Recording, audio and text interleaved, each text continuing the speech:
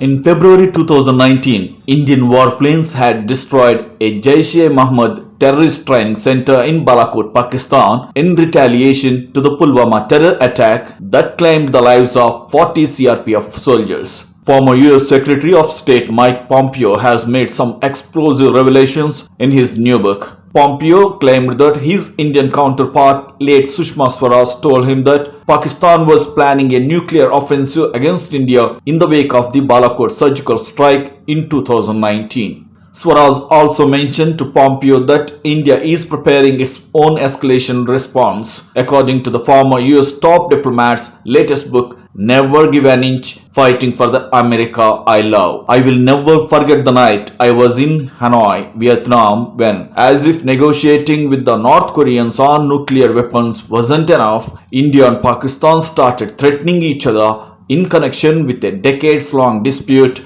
over the northern border region of Kashmir, Pompeo stated. Pompeo says, I began to work with Ambassador Bolton, who was with me in the tiny secure communications facility in our hotel. I reached the actual leader of Pakistan Army Chief General Bajwa, with whom I had engaged many times. I told him what the Indians had told me. He said it wasn't true. Pompeo wrote in his book, as one might expect, he believed the Indians were preparing their nuclear weapons for deployment. It took us a few hours and remarkably good work by our teams on the ground in New Delhi and Islamabad to convince each side that the other was not preparing for nuclear war. I do not think the world properly knows just how close the India-Pakistan rivalry came closer into a nuclear confrontation in February 2019. The truth is, I don't know precisely the answer either. I just know it was too close, Pompeo writes. India's External Affairs Ministry is yet to respond to Pompeo's claims.